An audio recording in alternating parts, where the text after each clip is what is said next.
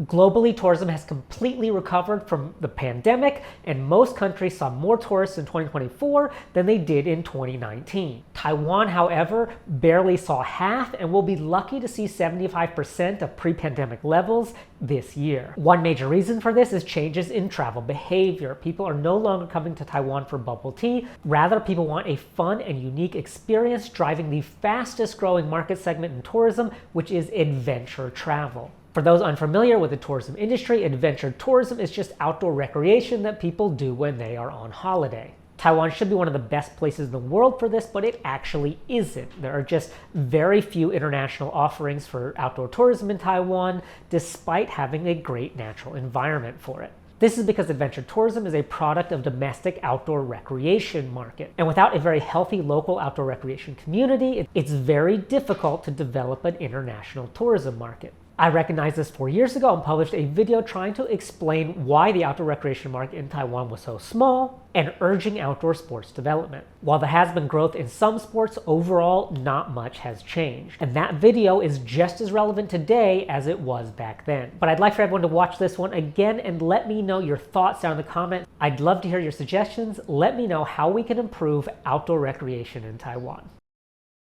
Today we're going to talk about money. Lots and lots of money, billions of dollars in tourism revenue, and why Taiwan doesn't have it. Before we get started, I want to make clear this is not about COVID. This is about long-term trends in tourism and includes domestic tourism as well, and why there is several billion-dollar hole in the Taiwanese market. A couple years ago, I did a video with Alan from Life in Taiwan, and where he asked me a few questions. Why people don't come to Taiwan? They don't know about it. However, now I realize that it wasn't that there was an information gap, it was that there just wasn't anything to do in Taiwan. And while parties on the price point were a big reason that tourism flourished in places like Thailand, in India, that was just one aspect of it, as a lot of people went for the nature. They wanted to go relax on a beach, they wanted to go rafting down a river, they wanted to go hiking through the jungle or up the mountains. And Taiwan didn't offer any of these, and it also didn't offer any of the luxury outdoor tourism that places like Hawaii, Palau, Japan, or Australia offered either. And so in the major tourism boom that happened in the last 30 years, Taiwan was largely left out while their neighbors excelled. And this had nothing to do with the physical or geographical aspects of Taiwan. To understand why people didn't come here for outdoor and adventure tourism, we have to understand a little bit about why Taiwanese people weren't doing it either. You see, up until about 30 years ago, Taiwan was run by a military dictatorship. In order to control the population and to corral dissenters, they banned entry into the mountains, rivers, oceans, and beaches. So local Taiwanese adventurers mostly did it under the table, as it was illegal at the time, and a culture of outdoorsmanship never developed. Schools and parents also pushed students towards a more scholastic or engineering field, and anything that was recreational or fun was often considered a waste of time. And being in the outdoors had been banned for so long that there was very little public knowledge about it, and children growing up did not develop the skills to take care of themselves out in nature. Therefore, accidents among Taiwanese people were frequent, and it was just deemed dangerous to go out and not worth the trouble. Because the legal system kept outdoor activities out of the public and cultural realm, no domestic market developed for it. So any tourists who would want to come to Taiwan and, say, go on a hike or go scuba diving or just go down to the beach and find a nice hotel there would not find anything waiting for them. Another casualty of these policies is that the manufacturing sector doesn't really include any manufacturers for outdoor equipment. One industry that managed to escape this was the bicycle industry. Because bicycles were used for transportation and also publicly accepted as a means of recreation, there were many local people who not only had a knowledge of engineering but also had a knowledge of bicycles, and they started bicycle companies. Now Taiwan is a global player in the bicycle market, with very large companies like Merida and Giant or Giant contributing a lot to the local economy. Kayaking was banned, and rafting was banned, and hiking was banned, and scuba diving was banned, and surfing was banned. So while we do see large players in the global bicycle market, you won't see any large or even medium-sized Taiwanese companies producing goods in any of those markets. Local manufacturers would have found it very difficult to get started with zero local demand, and even if people had made kayaking companies, the only place they'd really be able to test their product is in their private swimming pool. This all began to change 30 years ago when Taiwan switched over to democracy, and with democracy came protests and people trying to change the laws about outdoor activities. The mountains opened up in a limited way, and so did access to the beach, and we immediately began to see tourism and industry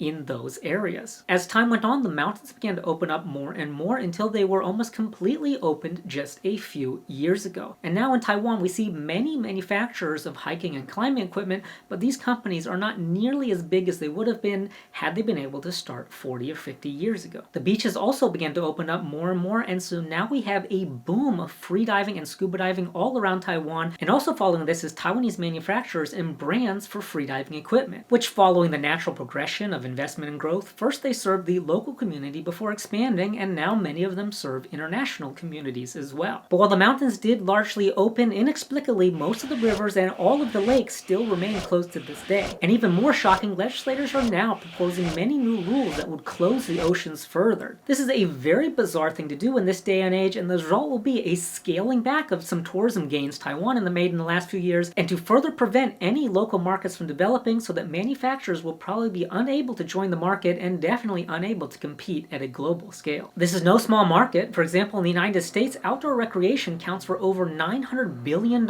in spending, about 5% of the US economy. It's also one of the fastest growing sections, and they don't even have much manufacturing for this equipment, as most of it's moved to overseas. Some of the places it could have moved to is Taiwan, but as recreation was banned and frowned upon here, those industries never developed, and almost all of it's done in China. When making my kayaks, I even looked at Taiwan as options, but since no companies here have experience manufacturing high-end kayaks, it would be a silly decision to do it here, so of course I looked for factories elsewhere. Kayaking and rafting is one particularly large industry that's missing from Taiwan, but you could have been major players. Some of the best fabric, like this hypalon that was used to make my beloved ducky, is actually made right here in Taiwan. However, the rafting manufacturers are just small shops making unbranded boats, because except for companies that only run on a handful of rivers in Taiwan, their biggest and most reliable customers is actually the fire department. And when I looked for paddles for that boat, well, the paddling manufacturer's customers were almost exclusively the fire department as well. There's almost no recreational rafting at all here. In Colorado alone, for example, tourists spend over $12 billion on rafting tours just in that one state. And that's only direct expenditures. The total spending from tourists in those areas is over $80 billion. It's about 10% of the state economy. What's more, when you look at tourism surveys, whitewater rafting is one of the biggest draws to areas that have it, with most whitewater tour customers saying that they wouldn't have gone to the area if it wasn't for the whitewater rafting. And Colorado's not alone. For the places that I could find whitewater rafting statistics on, rafting is a multi-billion-dollar industry in other states as well, such as Tennessee, Idaho, Arizona, Oregon, and it's set to be a huge industry in places not normally associated with rafting, such as Maine, which, after doing industry studies just to see how much money it could bring into the economy, the government is now investing in opening up new rafting routes there. It's not just the US, rafting is a big economy around the world. It makes up a major part of New Zealand's tourism economy, bringing in billions of dollars every year. Also, in the country I lived in before Taiwan, Nepal, 20% of all foreign holiday goers go to Nepal for rafting. That's the main reason of traveling there. And they should. It's a fantastic place to raft. But so is Taiwan, or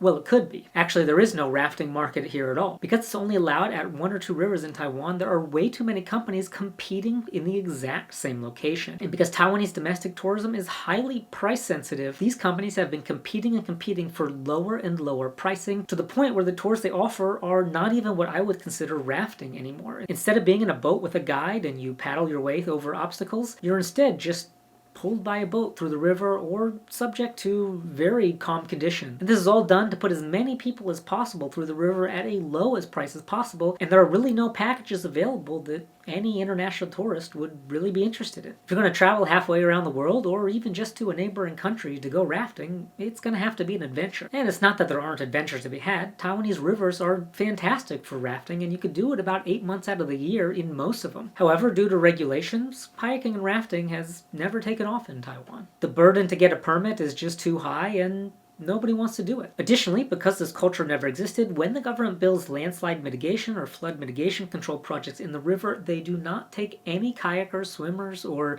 rafters into account at all, and the result is that the rivers are polluted with a lot of rebar. The concrete in these structures break, and it leaves hazards in the water. So also the lack of river ecotourism in Taiwan has also led to degradation of the ecosystem, as the necessity to keep the environment in good condition just wasn't there. Now, as ecotourism is the fastest growing tourism sector worldwide, and it's set to hit a very massive boom once the COVID crisis has ended, I think it is particularly short-sighted that instead of doing everything they can to help these industries grow and develop and be ready for a world where there's going to be very much demand for it, they are instead making it more difficult. Not by just refusing to lift the bans that are already there, they're even imposing new ones. 3 months later.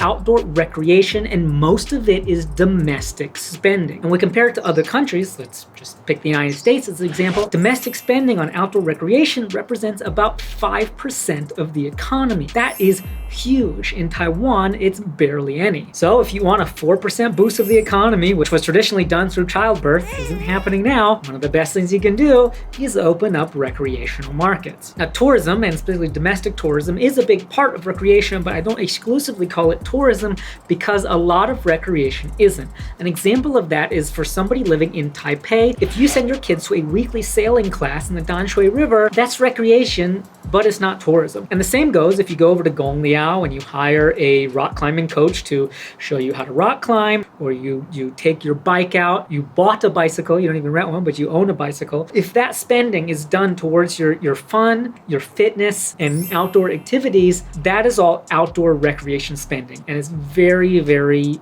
low in Taiwan compared to other countries. Now, if the same person in Taipei would go over to Hualien or Taitung and hire a scuba instructor to take them scuba diving, or a sushi jiaolian, or a hiking coach, and they stay in a hotel, or even do a day trip, okay, that's long enough, I'll consider it tourism. But this is domestic tourism. And when we look at tourism markets, it's about 98% of the market is domestic tourism. So when we talk about increasing the available options for tourism and recreation, that entire market is geared towards Taiwanese people. Especially in the pandemic, international tourism markets are essentially useless. There will see huge growth after the pandemic ends, if it ever ends. Who knows how long they'll be. But using sort of like a standard pre-pandemic tourism model, it's also true that increasing domestic tourism options not just brings in money from overseas, but also prevents money from going outside the country and leaving Taiwan, because people don't have to go to Japan or the Philippines to do this activity they want to do. They can do it right here in Taiwan. So in Taiwan in general, there's a very limited set of activities that you can participate in. So you can go river tracing in many places, you can go hiking in many places, and you can go biking in many places. You can't go boating anywhere, basically. There's very limited places that you can go boating. You can't go kayaking in many places. There's very limited places that you can go kayaking. If you have your own kayak, you can do it. But because there was active dampening of these economies, so like actually suppression of these economies by government and by culture, it means that the options for you to learn how to kayak and develop kayaking skills are almost non-existent. We sell kayaks, I sell kayaks as a Xiaofei brand pack rafts. Every month we do take people out on free trips. Well, everybody's had a good time and everybody's developed skills. And the reason we do these free trips is to train people, because I don't want somebody to buy one of my kayaks and then not use it. I don't want it just sitting there in somebody's closet collecting dust. The same thing goes for rock climbing. The rock climbing community is very small and it has limits. People don't do big rock climbing walls here, even though big rock climbing walls exist. Yeah, illegally, you just can't do it, so nobody does it. Off-roading, the same thing. There's like so many crazy rules regarding that. Essentially, it's not done. I know there's a lot of mixed feelings on how that should be done, but the point is that how it is now is just sort of like ignored and unmanaged. And that goes for most of the sports in Taiwan. Surfing, ignored and unmanaged. Most of the surfers are not locals for where the really good waves are. So there's not that many Aboriginal surfers. And when you look at the surf hostels and the surf instructors and all this income being generated from the surfing industry, well, it's not locals, because the locals were forbidden to go into the water, so it just never developed. It can develop now if the government wants to make an active stance and say, you know what? We are going to invest in rural communities, building skills and building economies that are sustainable systems. Like, maybe instead of just paying fishermen subsidies to go fish in an ocean that's dying, we can train them to be sailing instructors and taking tours. There's so much that can be done. And of course, it needs to be increased if we want to actually create and catch up the economies that have been suppressed and abandoned for 30 years. So, it doesn't just happen. Like, it needs to be willed into being. But there's so many of these opportunities, like agritourism. Agritourism is a big thing, and it's sort of like existing in Taiwan, but without that much support in a good, sustainable way. When you boost economies of like rural communities, because rural communities already have much lower consumption than urban communities. So if you increase the money in rural communities, do you know what they do with it? They spend it. I grew up in the countryside. I grew up way out in the middle of nowhere. And for the same reason that I roll my eyes when, you city folk come out to the country and you get amazed when you just see a couple stars or a squirrel or a deer or something like that, you would also be amazed at how excited I get, or used to get before I moved out of the country, for what you consider really probably simple things like movie theaters, libraries, shopping malls, train systems, MRT systems, trade fairs, festivals, like everything. Like all of that is quite exciting to me, and the tourism all comes back to you. This is the thing about money spent domestically. It's not like, you go and you buy an iPhone and, it costs you 30,000 NT and 95% of that gets shipped back to Apple and maybe a little bit shipped back to Foxconn or whatever. But the amount of money from that sale that went to the salaries of the people working in the store it's very limited, right? It's not that much. But if you go out and you hire a river tracing instructor, or you eat at a local restaurant, or you use the services that are provided by like small companies in Taiwan, almost all of the recreation is done by small companies. They're not big global players. There are for equipment and basically only bicycles, which I think is due to suppressing the local demand. And I think that the evidence for that is that now that the local demand for hiking has spiked in a huge way, you see the domestic production of hiking equipment brands. So I think that if you focus on building up the recreational economy, this is all sorts of outdoor sports and, increasing the options for people, especially children, to be on a baseball team or a basketball team or a diving team or a swimming team. There's more to recreation than just river tracing and hiking. Mountain bike, someone contacted me about mountain biking and mountain biking trails, which exist in Taiwan, but it's very, very, very minuscule, infinitesimal way. It's just starting out. The country with the largest share of high-end bicycle production in the world has only domestic road bikes. Almost no demand domestically for mountain bikes. People don't use them. They're not allowed to use them. There isn't places they can go use them. Why is that? Taiwan is a mountainous country with high-class bike manufacturing. Why is it that basically people don't mountain bike? Well, it's because it's mostly prohibited, right? It shouldn't be prohibited. It should be built.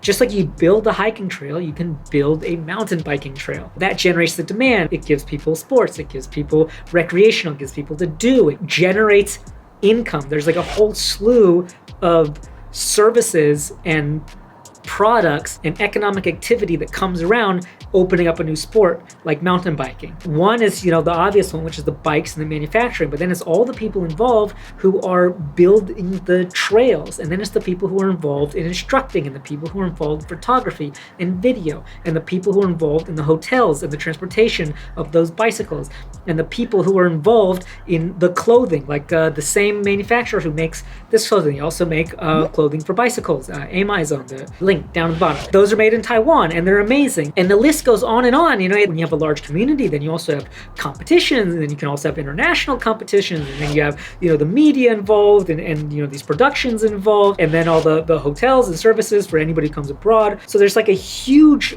potential for any sport if you stoke it and if you build demand for it. And we're not talking about forcing people to mountain bike. Like, if you make mountain bike an option, people will come out who didn't even know that was their passion. They'll just discover it and it'll be their passion. It's providing opportunities, not just work opportunities, but also opportunities for like fun and enjoyment in people's lives. And all of the spending in this kind of domestic use and production has really high velocities, right? It's not going to major corporations, which is just being profited by the richest 1% of people. Like, these actually really affect a large amount of people. And when you put money into the hands of like ordinary people, they spend it. So that money has a high velocity in the economy and rotates and generates more. These simple like investments into recreation have huge returns on, people's livelihood and in the economy. I could go on and on about the recreation that's missing in Taiwan. For example, disc golf. Okay, there is disc golf in Taiwan. It sort of exists. There's been one or two competitions here. Does anybody know anybody who disc golfs? Does anybody know where a disc golf course is? Has anybody used it? It's a big sport in the US. I love watching the game. My best friend growing up, Jeremy Colin, he's a professional disc golf player and sport commentator. I always try to like come up with a plan. Like, hey, I should come come up with some scheme where we have a big disc golf event here and I can, invite him out, surprise him for a video, because I need to worry about it. He doesn't watch these videos. How would we do that? There's no community here. There's not or at least not one that's big enough to, support that kind of infrastructure. So it's not international tourism. When I talk about this huge missing hole in the economy, I'm not talking about international tourism. I'm talking about domestic spending and domestic activities. These are a huge hole in the economy, but it's also like a huge hole in people's hearts, because not everybody can be doing the same. It's like there's so many people who are not suited for river tracing or something like that, which would find huge joy and passion in a sport like disc golf. It's sad to me just to see that, the missing opportunities people have and the missing availability for the type of work that you can do and type of recreational activities you can enjoy. So that's what I meant by that video. I hope that I was able to communicate it a bit more clearly this time. Again, any disagreements you have or thoughts that you have or opinions that you have, please comment down below. I read all of the comments. And I love to hear what you guys think. Hopefully in the future, we can improve this situation, because it really is sad, especially for children. There's more that they can be doing than going to Bushiban. There's a